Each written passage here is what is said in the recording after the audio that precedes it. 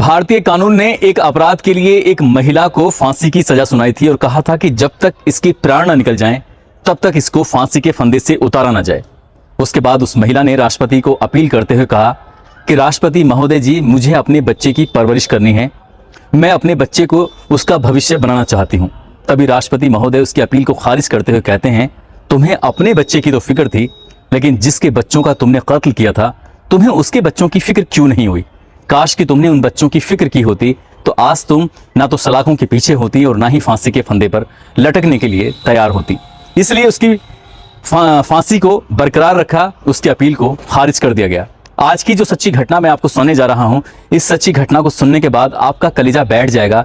आप सोचने पर मजबूर हो जाएंगे कि क्या कोई अपनों का इतना बड़ा दुश्मन आखिरकार कैसे हो सकता है। शायद ये संभवतः भारत के इतिहास की पहली ऐसी घटना है जिसने पूरे हिंदुस्तान को हिला के रख दिया था। आदाब, नमस्कार, सत श्री अकाल। मैं उस्मान सैफी। आज की जो सच्ची घटना मैं आपको सुनाने जा रहा हूं, ये सच्ची घटना है हरियाणा प्रदेश का एक जिला है हिसार और उसी का एक गांव लगता है पिरभूवाला। दरअसल 23 अगस्त 2001 का ये वाकया है। घर में एक बच्चा है 4 साल का, जिसका नाम लोकेश होता है। उस बच्चे को स्कूल जाना था। घर का नौकर जैसे ही दरवाजा खोलकर पहली मंजिल पर पहुंचता है तो जाकर देखता है कि पहली मंजिल के हर एक हिस्से में जगह जगह खून पड़ा हुआ था, खून बिखरा पड़ा था।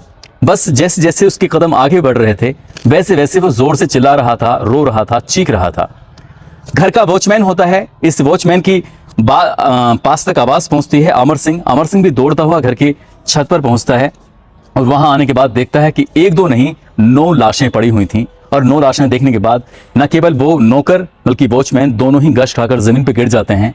कुछ समय के बाद उनकी आंखें खुलती हैं। आंखें खुलने के बाद वो जोर जोर से चीखते हैं, चिल्लाते हैं, शोर मचाते हैं, कहते हैं कि गजब हो गया, यहाँ तो बहुत बड़ा कांड हो गया। इस तरह की जब शोर मचा रहा था, चिल्ला रहा था, रोते रोते, तभी वहां पर घटनास्थल पर सैकड़ों लोग जम जाते हैं, सैकड़ों लोग आ जाते हैं।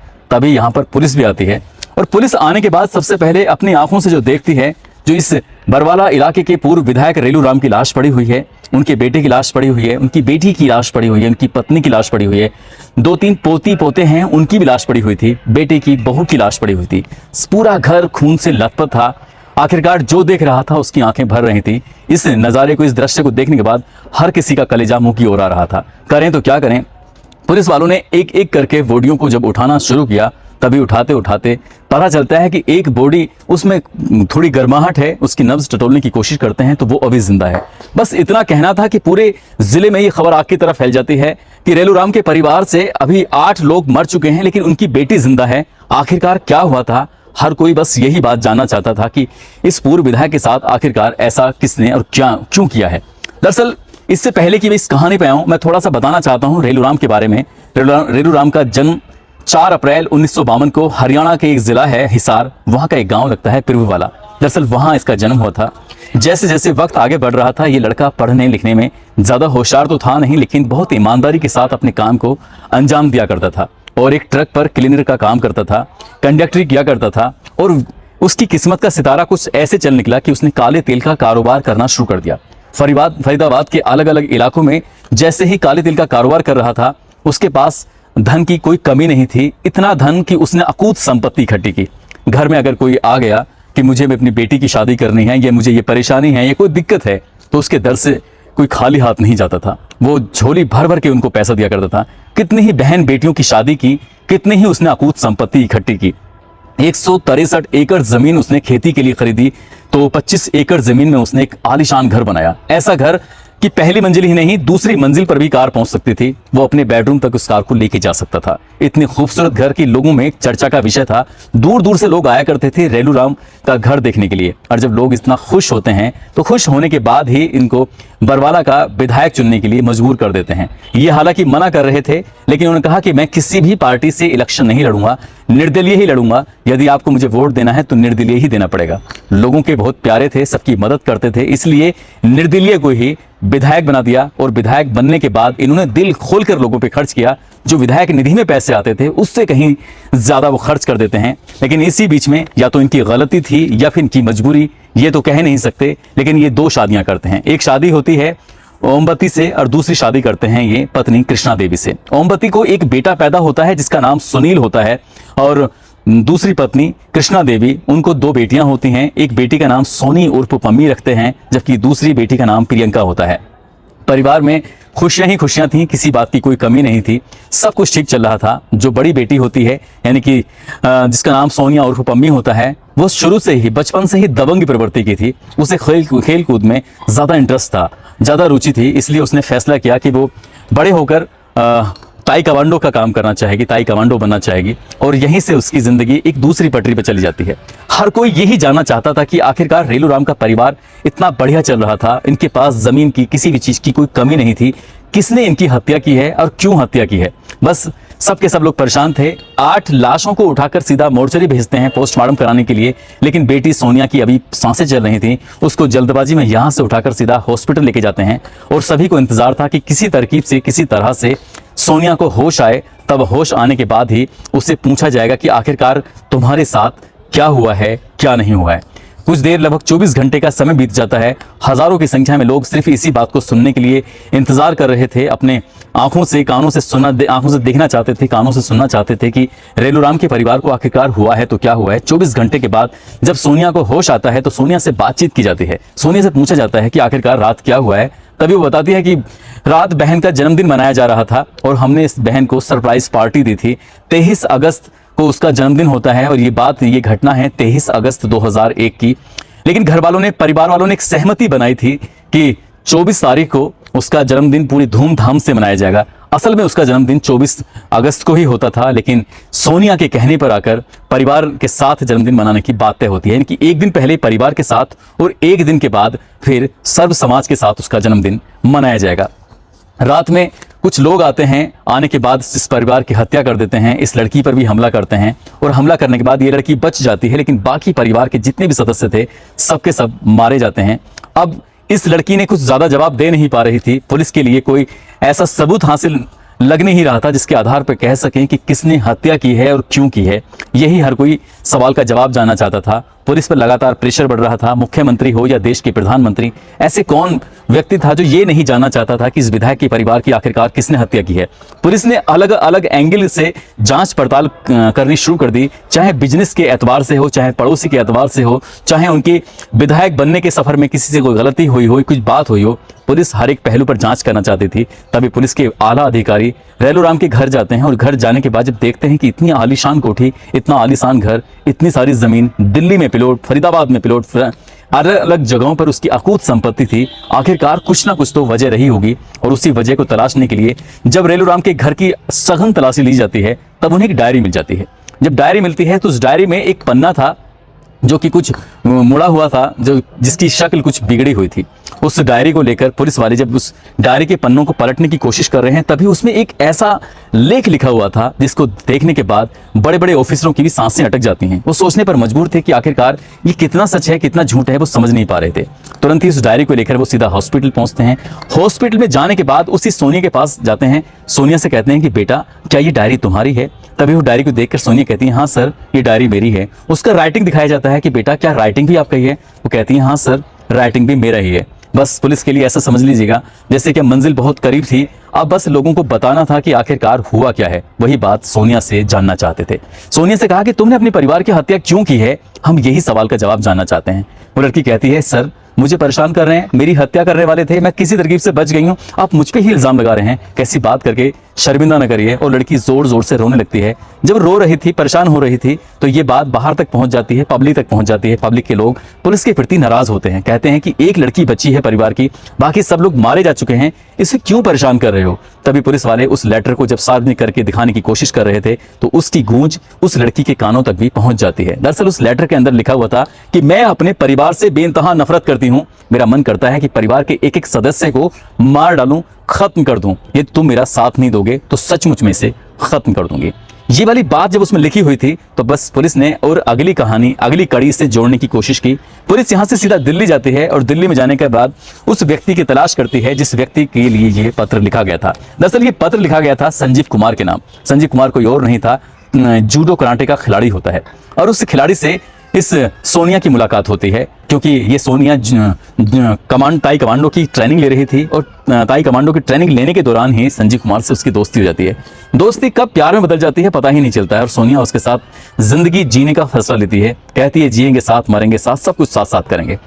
घर वालों के पास आते हैं और शादी की बात करते हैं तो परिवार के लोग इस शादी को लेकर खुश नहीं थे। साफ इनकार कर दिया कि हम शादी बिल्कुल भी तैयार नहीं हैं और हम इस शादी को किसी भी कीमत पर इजाजत नहीं दे सकते। लेकिन सोनिया बचपन से ही जिद्दी स्वभाव की थी। उसने कहा कि यदि आप शादी को हाँ नहीं करेंगे तो हम अपनी मर्जी से शादी कर लेंगे। और परिवार ने कहा अगर अपनी मर्जी से करना चाहते हो तो यहाँ से चले जाओ। वो लड़की यहाँ से चली जाती है और संजीव कुमार से जाकर शादी कर लेती है। शादी करने के बाद जो भी काम होते थे उस काम में हाथ डालते थे, वो काम चलता नहीं था, परेशान हो जाते हैं। पुलिस इससे जब लगातार बात कर रही थी, पूछताछ कर रही थी, तब वो एक एक चीज ऐसे ही बता रही थी। पुलिस आगे पूछती है कि आगे क्या होता है, तो वो कहती है कि मैं अपने पापा के पास जाती हूँ, पापा से जाकर कहती हूँ पापा मैं अपने पति के साथ कुछ बिजनेस करना चाहती हूँ, आपके पास इतनी अकूत संपत्ति है, कुछ संपत्ति का हिस्सा अगर बेच देंगे तो हमारा भी अपना काम चल जाएगा, हम भी तो आपकी बेटियां हैं, आधी जितनी भी संपत्ति हमारे हिस्से में आती है मेरी संपत्ति हिस्से की बेच दीजिए और उसके बाद हम अपना बिजनेस शुरू करना चाहते हैं। पिताजी इस बात को लेकर तैयार हो जाते हैं क्योंकि वाकई उनकी 2 पत्नियां थीं और 2 पत्नियों से 3 बच्चे होते हैं, एक पत्नी से 2 बेटियां, एक पत्नी से 1 बेटा होता है। और इसीलिए उन्होंने कहा कि 3 हिस्से में तो संपत्ति बट ही सकती है, इसलिए हम इस संपत्ति को तुम्हें तुम्हारे नाम कर देंगे, कोई दिक्कत नहीं है, इसे बेचना है जैसे भी करना है। बाप तैयार हो जाता है, लेकिन ये बात जब सोतेले भाई सुनील को पता चलती है तो सुनील आग बबूला हो जाता है, गुस्सा आ जाता है, कहता है कि पिताजी ऐसी कैसी बातें कर रहे हैं, आप संपत्ति बेचेंगे, अगर इतनी ही होशियार होती तो इसने हमारा कहना क्यों नहीं माना था, ये हमारा कहना मानती तो हम इसकी मन मर्जी के यहाँ शादी करते और इसको बहुत सारी चीजें, बहुत सारी दौलत इसको देते, लेकिन हम जमीन बेचकर इसका कोई कारोबार नहीं करेंगे। तभी उसने अपने उस प्रेमी, यानी कि प्रेमी नहीं था, पति बन गया था बाद में, उसने उस पति के लिए वो पत्र लिखा था जो उसकी डायरी के पन्ने में कहीं ना कहीं चिपका रह गया और जो इसको वो फेंक चुकी थी और वापस उसी डायरी में आकर अटक जाता है, वहीं से उसके इसका खुलासा होता है। आगे ये प्लानिंग जो बताती है उसको सुनने के बाद किसी भी इंसान के रोंगटे खड़े हो सकते हैं। पुलिस वाकई सुनने के बाद सन्न रह गई थी। दरअसल उसने एक प्लानिंग बनाई, उसने कहा कि अपने परिवार को खत्म करना है और इनसे जितनी भी संपत्ति है, जितनी भी दौलत है, ये सब हमारे नाम हो जाएगी। इसके लिए इसने सुनील से एक बार झगड़ा भी किया था और सुनील पर इसके पति संजीव कुमार ने अपनी रिवॉल्वर भी निकाल दी थी उसको मारने के लिए, उसको खत्म करने के लिए। लेकिन उस दिन तो विवाद किस तरह से बच गया था। लेकिन इस लड़की ने धीरे धीरे करके अपने परिवार में पैंट जमाना शुरू कर दिया। जहां तो परिवार से बिल्कुल अलग रहने लगी थी, लेकिन जब परिवार में बहुत करीब पहुंच जाती है तभी से याद आता है 24 अगस्त को उसकी बहन का जन्मदिन होता है। अपनी बहन को सरप्राइज देना चाहती थी और तभी वो अपने पापा से बातचीत करती है। पापा से कहती है कि पापा क्यों ना हम छोटी बहन को सरप्राइज दें। तो उसके पापा कहते हैं कि ठीक है, 24 तारीख को तो पूरे सर्व समाज के साथ हम बर्थडे मना ही रहे हैं, तो सरप्राइज क्या देना चाहती हो। तो कहती है कि क्यों ना हम परिवार के साथ अपने घर पर उसका जन्मदिन मनाएं, तो कैसा रहेगा। उसके पापा कहते हैं बेटा जो तुम्हें अच्छा लगे वो कर लो, कोई दिक्कत नहीं है, कोई परेशानी नहीं है। 23 तारीख को जन्मदिन की सारी तैयारियां होती हैं। वो अपनी बहन को लेने के लिए हॉस्टल जाती है। बहन को, प्रियंका को हॉस्टल से लेकर सीधा घर आती है और उसे सरप्राइज मिलता है। पूरा घर सजा हुआ था। उसे लग रहा था शायद अगले दिन की तैयारी चल रही है, लेकिन यहाँ पहले ही दिन की तैयारी थी। आज परिवार के साथ जन्मदिन मनाना था। डीजे का इंतजाम किया, बढ़िया बढ़िया खान पीन के इंतजाम किए गए और इस लड़की ने अपनी पसंद की खीर बनवाई थी। उसके बाद से पूरे परिवार ने डांस कर रहे हैं, खा रहे हैं, पी रहे हैं, इस तरह से अपने मौज मस्ती कर रहे थे। और जब धीरे धीरे करके रात आगे बढ़ती है, डीजे का साउंड थोड़ा तेज चल रहा था। जब रात आगे बढ़ती है तभी वो कहती है सोने का वक्त होने चला था, सबके सब सोने की तैयारी में थे, लेकिन ये अपने पति संजीव कुमार के साथ उसी डीजे पर लगातार डांस कर रही थी। अब सोने का वक्त हो चला था, तो जिस खीर को इसने अपनी पसंद से बनाया था, दरअसल उस खीर के अंदर इसने अफीम डलवाई थी, उसकी मात्रा कहीं ज्यादा थी। और जैसे जैसे लोगों ने उस खीर को खाने के बाद अपने अपने कमरे में जाकर सबके सब सो जाते हैं। डीजे अभी तेज बज रहा था। संजीव कुमार से जाकर कहती है कि जाकर देख के आओ कि कितने लोग सोए हैं, कितने लोग जाग रहे हैं। उस अफीम का असर खीर के अंदर कुछ इस तरह से था कि जितने भी लोग गए थे सबके सब जाकर सो जाते हैं। और जब ये सब सो चुके थे तभी यहाँ से सोनिया और संजीव दोनों ही कमरे के अंदर जाते हैं और कमरे के अंदर जाने के बाद एक फैसला लेते हैं। कहते हैं कि जो तुम्हारे पास रिवॉल्वर है जल्दी से उसे निकालो और निकालने के बाद सबको 8 के 8 को खत्म कर दो। दरअसल 8 में कौन कौन थे ये मैं आपको बता दूं। पूर्व विधायक रेलूराम पूनिया, उनकी पत्नी कृष्णा देवी, उनका बेटा सुनील, उनके बेटे की बहू शकुंतला और बेटी प्रियंका, साथ ही सुनील की बेटी शिवानी जो इसकी उम्र 2 साल होती है, बेटा लोकेश जिसकी उम्र 4 साल होती है और 45 दिन की एक और बेटी प्रीति। ये 8 लोग होते हैं और ये अपने अपने कमरों में अपनी अपनी जगह पर जाकर सोए हुए थे। सोनिया अपने इस प्रेमी से कहती है रिवॉल्वर निकालो, तो उसका संजीव प्रेमी या पति कहता है कि रिवॉल्वर में तो कुल 6 ही गोलियां हैं, लेकिन 8 लोग हैं, यदि एक आध गोली मिस गई तो इसमें बच जाएंगे, हम कैसे मारेंगे। तभी कहती है तुम बेवकूफ़ हो, तुम्हें बिल्कुल भी तमीज़ नहीं है। इसलिए वो सीधा अपने घर में जाती है और एक रोड पड़ी हुई थी उस रोड को लेके आती है, और रोड लाने के बाद अपने पिताजी के पास, अपने पिताजी के कमरे में जाती है और संजीव से कहती है कि इन्हें मार डालो। संजीव ये बात सुन के डर जाता है, घबरा जाता है, परेशान होता है, क्या कैसी बातें कर रहे हो। वो कहती है कि डरने परेशान होने वाली कोई बात नहीं है, जितनी जल्दी हो सके इनको मारो। तब वो लगातार उसको उकसा रही थी, उकसाने के बाद एक लगातार उसे कह रही थी। तभी संजीव को अचानक से एकदम गुस्सा आता है और उस रोड से अपने ससुर रेलूराम को लगातार कई वार करता है और वो वहीं ढेर हो जाता है। जैसे ही अपने पिताजी की नब्ज टटोलने की कोशिश कर रही थी, नब्ज टटोलने के बाद देखती है कि पिताजी मर चुके हैं। तभी संजीव से हाथ मिलाती है, कहती है मुबारक हो, पहला कातिल हो चुका है। बड़े मुस्कुराते हुए जब संजीव कोई बात कहती है, संजीव घबराया हुआ था, परेशान था कि आखिरकार ये कैसी बातें कर रही है। इसके बाद दूसरे कमरे में जाते हैं। दूसरे कमरे में कृष्णा देवी सोई हुई थी और कृष्णा देवी के साथ भी बिल्कुल ठीक वैसे ही करने की कोशिश कर रहे थे। जैसे ही रोड उसकी कृष्णा देवी के सर में मारने की कोशिश कर रहे थे, पास में ही उनकी पोती शिवानी लेटी हुई थी और वो रोड शिवानी को लग जाती है। शिवानी की आंख खुल जाती है क्योंकि उसने खीर उतनी मात्रा में नहीं खाई थी। उसकी आंख खुलने के बाद वो जोर जोर से रोने लगती है। इससे पहले कि वो और तेजी से रोती, तभी बहुत तेजी के साथ संजीव उसके सर में भी रोड मारता है और उसको भी वहीं मार देता है। उसके बाद कृष्णा देवी अपनी सास को मारता है। यहाँ से वो कहते हैं कि कोई चांस नहीं लेना चाहते थे, इसलिए सीधा अपने भाई के कमरे में जाते हैं, क्योंकि सुनील की कद काठी से बहुत तगड़ा था, मजबूत था। उन्हें डर लग रहा था यदि सुनील जाग जाएगा तो शायद हमें छोड़ेगा नहीं किसी कीमत पर। इसलिए उसके हाथ और पैर पूरी तरह से मजबूती से बांधे जाते हैं। लेकिन अफीम का असर कुछ इस तरह से था, वो समझ नहीं पा रहा था कि उसके साथ आखिरकार क्या हो रहा है। भैया को मारते हैं, भाभी को मारते हैं और साथ ही भतीजा और भतीजी को मारते हैं। ये इन्हें मारने के बाद अपनी बहन को भी इसी तरह से मार डालते हैं। और सबसे अंत में जो मारे थे, इन्होंने भाभी को मारा था।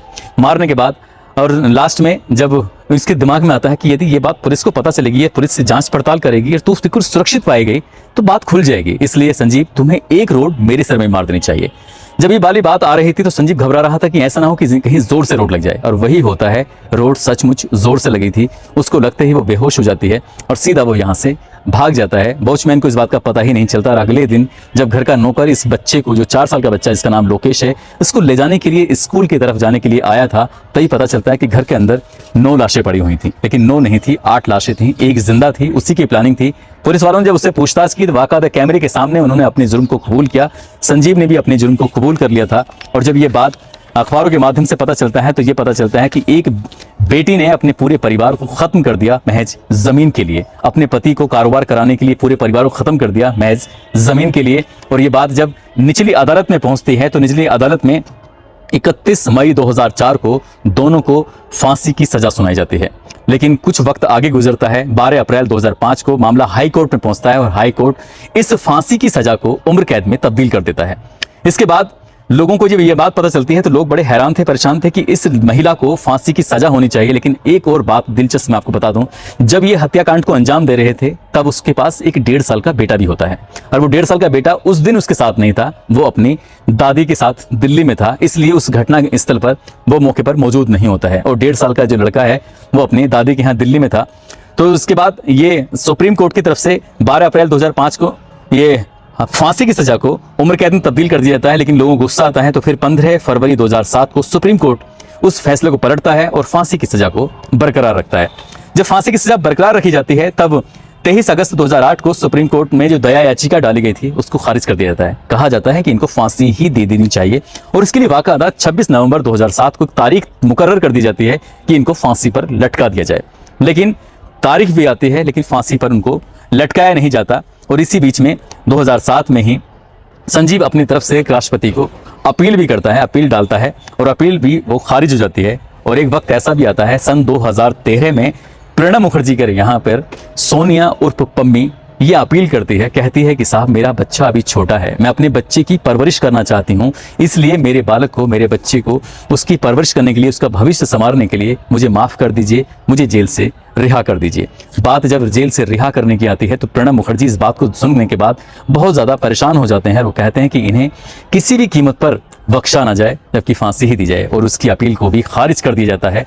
उसे ये बाकायदा कहा जाता है कि तुम्हें अपने बच्चे की इतनी फिक्र हो रही है और तुमने अपने 3 भतीजों को, जिसमें 2 भतीजियां होती हैं, एक भतीजा होता है जिनकी उम्र ज़्यादा नहीं थी, लोकेश की उम्र महज 4 साल होती है, शिवानी की उम्र महज 2 साल होती है, और एक 45 दिन का बच्चा, तुम्हें उससे भी खतरा था, इसलिए तुम्हें फांसी के फंदे पर ही लटकाया जाना चाहिए। जब यहाँ से कोई राहत नहीं मिल रही है तब एक दिन ऐसा भी आता है जिसकी किसी ने कोई कल्पना नहीं की थी, यानी कि 21 जनवरी 2014 को सुप्रीम कोर्ट ने एक ऐतिहासिक फैसला दिया कि जिन मामलों में फांसी दी गई है, फांसी की सजा सुनाई गई है, यदि इनमें देर हो चुकी है तो एक काम करो, उन सबको उम्र कैद में तब्दील कर दीजिए। क्योंकि ज्यादा लंबे दिन तक इन्होंने इंतजार किया है, हर दिन फांसी की सजा सुनने के बाद ही मरते रहे हैं तिल तिल, इसलिए उन्हें माफ नहीं, उम्र कैद में तब्दील कर दिए थे। ऐसे 15 केसों को चुना गया था और उन 15 केसों में सोनिया और संजीव का केस भी शामिल था, इसलिए इनकी फांसी की सजा उम्र कैद में बदल जाती है। लेकिन एक दिन ऐसा भी आता है कि सोनिया ने अपने आप को हमेशा हमेशा के लिए ऊपर पहुंचाने का फैसला ले लिया था, लेकिन वो पकड़ी जाती है, इसलिए उसका इस फैसले पर कह सकते हैं कि अमल नहीं हो पाया। उसकी जिंदगी जो खत्म करने की कोशिश कर रही थी वो नहीं कर पाई। लेकिन सन 2018 में संजीव पेरोल मांगता है और जून का महीना था, उसे पेरोल मिल जाती है। बजाय वो अपने घर जाने के और गायब हो जाता है, छुप जाता है। पुलिस वाले परेशान हो जाते हैं कि फांसी की सजा पाया हुआ संजीव आखिरकार कहाँ भाग गया है, उसको ढूंढा जाए, तलाशा जाए। तो आखिरकार पता चलता है कि वो व्यक्ति मेरठ में बाबा बनकर घूम रहा था और एसटीएफ ने उसे गिरफ्तार करके वापस जेल भेज दिया है।